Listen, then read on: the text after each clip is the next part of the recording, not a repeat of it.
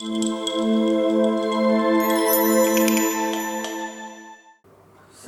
आज का प्रश्न ये है कि बच्चों के भविष्य का निर्धारण कब और कैसे करें? मतलब पेरेंट्स कब करें, वो कैसे करें? पेरेंटल हुक कह लें, गाइडेंस कह लें कि वो मतलब भविष्य निर्धारण का मतलब कि उनके आगे की कैरियर उनका कैसे, हाँ, चूज करने में कैसे मदद हो या वो किस दिशा में जाए। कैसे करें। इसमें तो ये होता है कि बच्चों की रुचि देखनी पड़ती है ना, कि उसका रुझान किधर है। जैसे बच्चा जो स्वाभाविक रूप से खेल पसंद कर रहा है और किसी भी पर्टिकुलर खेल को पसंद कर रहा है, तो पहले तो नहीं था, लेकिन अब जो है बहुत सारे खेल जो है अपने आप में कैरियर बन चुके हैं, तो हम उसकी तरफ उसको मोड़ सकते हैं, इसमें कोई बुराई नहीं है। मतलब जहाँ तक लोग कह देते हैं कि भाई कंपटीशन बहुत है खेल में, तो कंपटीशन हर चीज़ में है, खेल नहीं, हर चीज़ में है। हर चीज़ में जो लिमिटेड लोग ही हैं वही उसको क्रॉस कर पाते हैं, बाकी जो अधिकांश लोग होते हैं वो उसको क्रॉस नहीं कर पाते और वो उस पर सामान्य जीवन, मतलब सामान्य तरीके से, या उनका करियर चेंज हो जाता है बिल्कुल। मतलब जो सोच के चलते हैं आगे, वो नहीं बनते और फिर कुछ और बन जाते हैं। तो एक तो रुचि देखनी चाहिए बच्चे की, नहीं, बच्चे की क्षमता देखनी चाहिए कि क्या कर पाएगा। क्योंकि मान लो रुचि थी है उसकी, रुचि बहुत बढ़िया है। अब किसी बच्चे की वॉलीबॉल खेलने में रुचि है लेकिन उसकी लंबाई अच्छी नहीं है, तो उसके पास लिमिटेड प्लेस रहेंगे वॉलीबॉल खेलने में। या मान लो जो बैडमिंटन खेलना है या इस तरह के जो भी गेम जहां पर हाइट, मान लो हाइट की रिक्वायरमेंट है, तो हाइट की रिक्वायरमेंट अगर वो पूरी नहीं कर पा रहा है तो वो नॉर्मली उसमें असफल रहेगा। जैसे पुलिस में मान लो भर्ती होना है, सेना में भर्ती होना, तो उसमें भी हाइट की रिक्वायरमेंट्स होती है, स्वास्थ्य की रिक्वायरमेंट्स होती है। पता लगा बचपन से ही बच्चे को चश्मा लग गया और उसको भर्ती करवाना चाहते हो आप सेना में, है ना, तो वहाँ के लिए नेगेटिव मार्किंग हो गई उसकी शुरुआत से ही।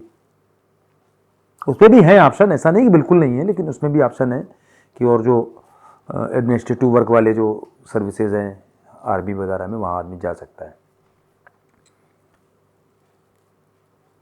लेकिन पहली चीज़ रुचि, दूसरी चीज़ उसकी क्षमता,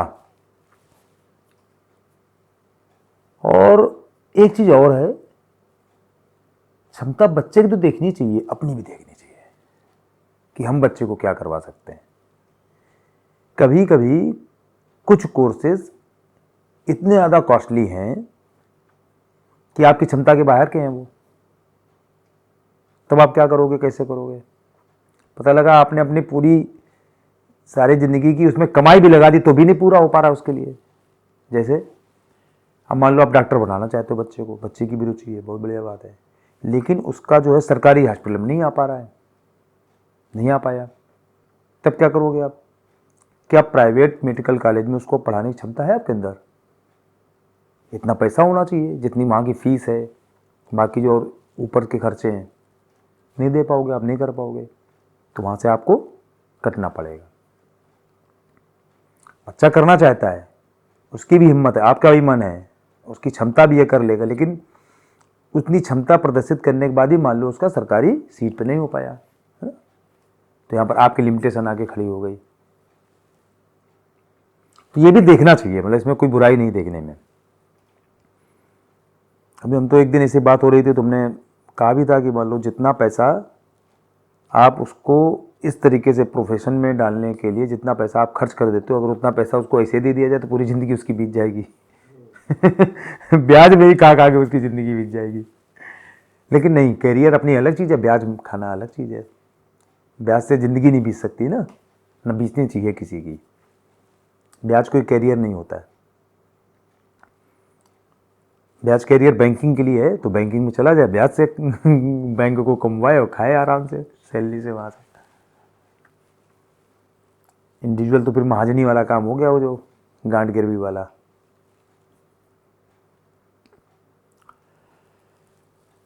तो तीन चीज़ें सामने आई, पहली चीज़ रुचि, दूसरी चीज़ बच्चे की क्षमता, और तीसरी चीज़ अपनी क्षमता, है ना। कि हम क्या करवा सकते हैं। और भी कंडीशंस आ जाती हैं, मान लो बाहर भेजना है बच्चे को, हमारी हिम्मत नहीं पड़ रही बाहर भेजने की। हिम्मत मतलब चूँकि सामाजिक व्यवस्थाएं, लगता है कि वहाँ पर वो असुरक्षित रहेगा, या परिवार में ऐसी स्थिति है, पता लगा माँ उसकी बीमार रहती है, या और कोई दूसरी कंडीशन है कि वो घर शहर से बाहर नहीं जा सकता है दूसरी जगह पढ़ने के लिए, तो भी कंडीशन चेंज हो जाएगी, तुरंत परिस्थितियाँ बदल जाएंगी।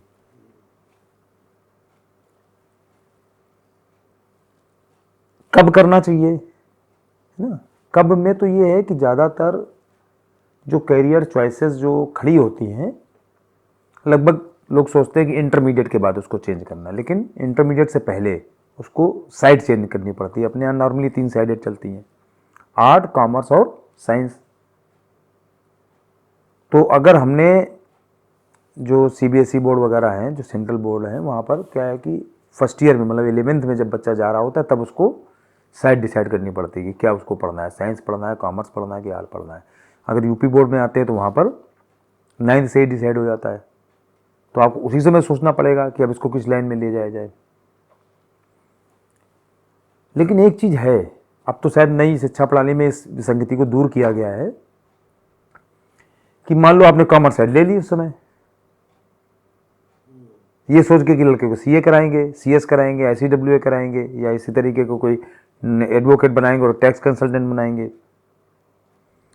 और बाद में उसकी रुचि जागृत हो गई, हम डॉक्टर बनेंगे, तो आप चेंज नहीं कर पाओगे, क्योंकि कॉमर्स साइड से भी साइंस साइड जाना पॉसिबल नहीं है। जबकि साइंस साइड वाला बच्चा, अगर मान लो जिसने फिजिक्स, केमिस्ट्री, मैथ ले ली, पीसीएम बोला जाता है ना, तो वो केवल इंजीनियरिंग साइड में जा पाएगा। जो बायोलॉजी लेगा वो जा पाएगा उसमें, डॉक्टरी में, है ना? ये भी एक लिमिटेशंस है। अब मान लो साइंस ले लिया, बाद में उसका मन हो गया सीए करना है, तो सीए कर सकता है, क्योंकि यहाँ पर तो साइंस वाला भी सीए कर रहा है, आर्ट वाला भी सीए कर रहा है, कॉमर्स वाला भी सीए कर रहा है। इसी तरीके से आर्ट साइड के जो ग्रेजुएशन के कोर्सेज हैं, वो कोई भी साइड वाला कर सकता है, लेकिन आर्ट साइड वाला जो है साइंस साइड के कोर्स नहीं कर सकता ग्रेजुएशन में जाके। अब नई शिक्षा प्रणाली में इस विसंगति को दूर किया गया है ना। अब ये है कि आप पहली बात तो एक साथ 2 तरह के 2 स्ट्रीम ले सकते हो, कॉमर्स भी ले सकते हो, साइंस भी ले सकते हो, साइंस भी ले सकते हो, आर्ट भी ले सकते हो, 2 कोर्सेज एक साथ कर सकते हो। इस तरह की बहुत सारी चीज़ें अब दूर की गई हैं, और वो चीज़ें यही सोच के दूर की गई हैं कि व्यक्ति के अंदर जो उसकी क्षमता है उसको हम लोग लिमिट ना करें, मतलब उसकी क्षमता को रोके नहीं। अगर वो कुछ करना चाहता है तो उसको करने में मौका दें। मान लीजिए जैसे हम सीए बन गए, हमारा मन है कि हम डॉक्टरी करना चाहते हैं, तो डॉक्टरी करने का हमको मौका मिलना चाहिए। क्यों नहीं मिल रहा मौका भाई? तो हमको एमबीबीएस करने का या इस तरीके से वो करने का।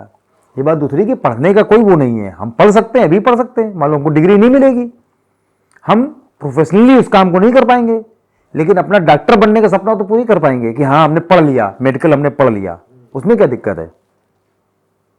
हाँ, लेकिन ये है कि मान लो हम उस शौक को भी पूरा करना चाहते हैं कि हम डॉक्टरी करें, प्रैक्टिस करें, तो हमको उसको मौका मिलना चाहिए। तो अब वो सारी चीज़ें धीमे धीमे दूर हो रही हैं, दूर होंगी, लेकिन नॉर्मली डिसाइड उसी समय करना पड़ेगा, कक्षा 9 के आसपास या मैक्सिमम 11 के आसपास।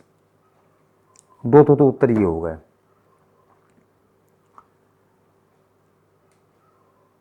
अब इसके साथ होता है कि क्या डिसाइड कर दें। रुचि तो ठीक है, मान लो रुचि देखते समय भी कभी कभी क्या होता है, हमने जो सामान्यतः देखा है कि बच्चों के आसपास का जो वातावरण होता है, मान लो साथ के बैठने वाले बच्चे जो हैं कुछ कर रहे हैं तो उसी से वो प्रभावित होकर वो करने लगते हैं। या परिवार में, जैसे जब हम अपने परिवार में सीए बने तो हमारे आसपास के नाते रिश्तेदारों में बहुत सारे बच्चों ने, पेरेंट्स ने सोचा कि हम भी दीपू की तरह हम भी अपने बच्चे को सीए बनवाएं। प्रयास किया होगा उन्होंने, लेकिन अब वो फिर वही चीज़ कि वो उनकी बच्चे की रुचि और उसकी कैपेसिटी, क्षमता, तो आसपास का वातावरण भी इस चीज़ को डिसाइड करने में बहुत महत्वपूर्ण रखता है।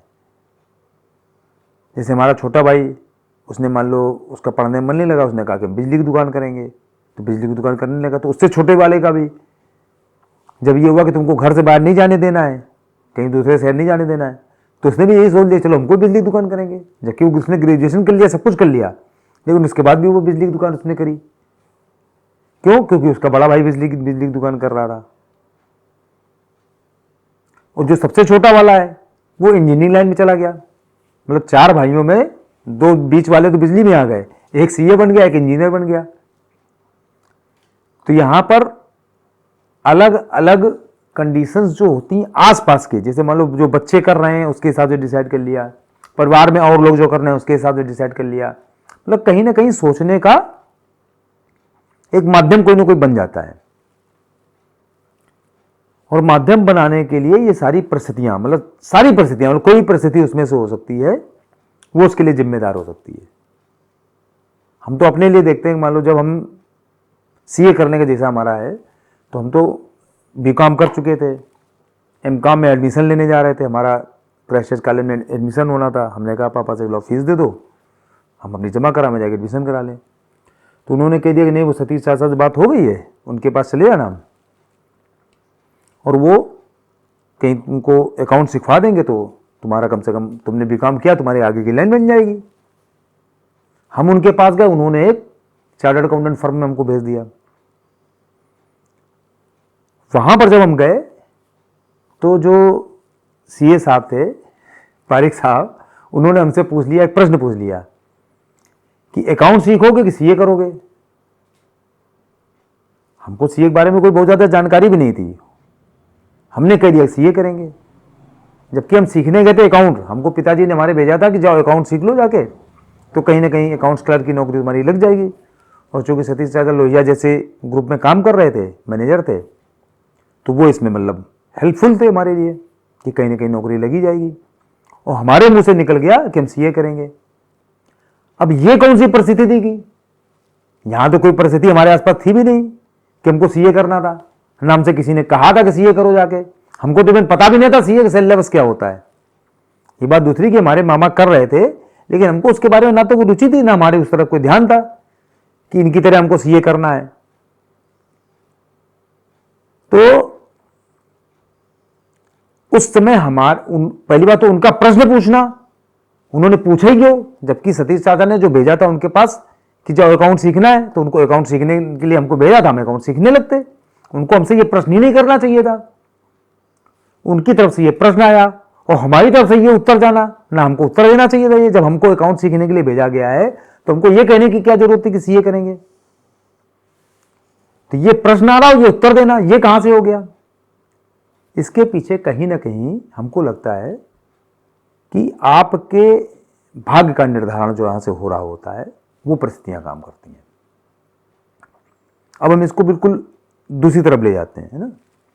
व्यक्ति, जैसे नहीं इंग्लिश में कहावत है, मैन प्रपोजेस गॉड डिस्पोजेस।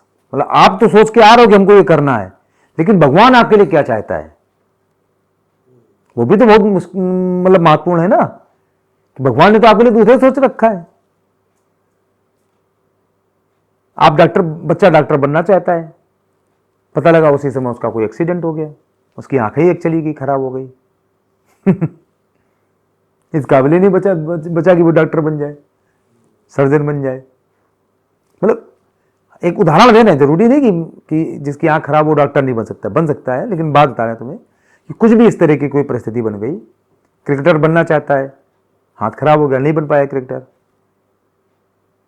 तो ये कौन सी परिस्थिति होती हैं, ये जो परिस्थितियां बन रही हैं, ये कहीं ना कहीं उसके, जिनको कहते हैं, उसके प्रारब्ध से आ रही हैं। और यहीं पर उदाहरण आते हैं, बहुत सारे उदाहरण हैं अपने, कि रावण का भाई विभीषण, हिरण्याकश्यप के घर में प्रहलाद, ये सारे प्रारब्ध से हैं। जबकि एक ही परिवार में जन्मे हुए लोग हैं, उनका पालन पोषण भी एक जैसा हो रहा है। प्रहलाद के परिवार में कहीं कुछ ऐसा नहीं था कि उसको भगवान विष्णु की लत लग जाए, उसको भगवान विष्णु की लत लग गई। विभीषण के आसपास कहीं कुछ ऐसा नहीं था। इवन देखा जाए तो रावण के पास ज्यादा इस बात की संभावना थी कि वो अच्छा बनता, लेकिन विभीषण जो है राम भक्त बन गया और रावण जो है प्योर राक्षस बन गया। तो कहीं ना कहीं प्रारब्ध है। प्रारब्ध कहां से जनरेट होता है, यह भी एक बहुत बड़ी चीज है। बहुत से लोग मानते हैं कि भगवान ने जो करने के लिए भेज दिया वही प्रारब्ध है, क्योंकि ऐसा नहीं है। ना हमारा मानना है और ना अपने धार्मिक ग्रंथों का ऐसा मानना है। गीता भी यही कहती है कि आपके कर्म ही आपका प्रारब्ध बनाते हैं। जैसे आज जो हम कर रहे हैं वो हमारे भविष्य का निर्माण कर रहा है। जिस रास्ते हम चलेंगे उसी रास्ते की आगे मंजिल हमको मिलेगी। अगर हमको गंगा जी जाना है तो यहां से उत्तर दिशा की तरफ चलना पड़ेगा, तभी गंगा जी पहुंच पाएंगे। अगर हम पश्चिम चलने लगेंगे तो कहां से पहुंच जाएंगे गंगा जी? तब तो जमुना जी मिलेंगे हमको। तो जो हमारा आज का कदम है, हमारा आज का जो काम है, हमारे जो कर्म है, वो हमारे भविष्य का निर्धारण करते हैं। और ये चीज एक जन्म में नहीं, जन्म जन्मांतर काम करती रहती है। जैसे जो आपने इस जन्म में कर्म किए, हो सकता है कि इस जन्म में उसका पूरा फलीभूत ना हो पाया, तो जो कैरी फॉरवर्ड होके गया अगले जन्म में जीव के साथ, वो उसका फल अगले जन्म में उसको भुगतना है, या अगले जन्म में उसका प्रारब्ध उसको मिलेगा। यही प्रारब्ध है कि जो उसके इस जन्म के कर्मों का फल जो है अगले जन्म में भोगना है, ये प्रारब्ध है उसका। इसी हिसाब से उसको उसी तरीके का परिवार मिलना है। बहुत से लोग ऐसे होते हैं कि जन्म से ही रईस होते हैं, और बहुत से लोग ऐसे होते हैं कि सारी जिंदगी गरीबी में पैदा होते, गरीबी में मर जाते हैं। हम तो इसको और दूसरे उदाहरण से समझाते हैं कि एक कुत्ता ऐसा होता है जिसको कि आदमियों से जिंदगी मिलती है, बढ़िया उसको नहाने खाने को मिल रहा है, बढ़िया उसको लक्ष्य से नहलाया जा रहा है, बढ़िया भोजन मिल रहा है, एसी कमरे में रह रहा है। और बहुत से इंसान ऐसे होते हैं जिनकी की जिंदगी जो होती है कुत्ते से बदतर होती है। ये कहां से आ रहा है? ये उनका प्रारब्ध है जो उन्होंने पहले किया था। इसीलिए कहा जाता है कि आप अपने आज को ठीक करते चलिए, भविष्य अपने आप ठीक हो जाएगा। बहुत से लोग ये सोचते हैं कि अरे जो हमको मिला है वैसे तो सब चलेगा, वो तो चल रहा है, लेकिन आगे तो ठीक करना चाहते हो ना। जब अगर आगे ठीक करना चाहते हो तो आज ठीक करो। अपना भविष्य ठीक करने के लिए आज ठीक करना पड़ेगा ना आपको। अपनी रास्ता तो आज बनानी पड़ेगी, कल थोड़ी ना बना पाओगे अपनी रास्ता। कल तो तुम जब मीलों चल चुके होगे तो कहां से रास्ता चुनोगे? फिर तो रास्ता बदल चुकी होगी। अगर हम पश्चिम दिशा में चलना चालू कर देंगे तो पहुंच जाएंगे सीधे जमुना जी। हमको गंगा जी मिलनी कहां? फिर तो जब तक याद आएगा, जब जमुना जी पहुंच जाएंगे किनारे कि हमको गलत रास्ते आ गए, तो वापस लौटना पड़ेगा ना वहां से। पता लगा वहां तक पहुंच ही ना पावे, उसके पहले चले गए ऊपर। तो अगर ये लक्ष्य अपना निर्धारित करना है, अपना रास्ता सही करना है, तो मार्ग सही चुनना पड़ेगा, अपने कर्म सही करने पड़ेंगे, अपना अगले जन्म के लिए प्रारब्ध सही करना पड़ेगा।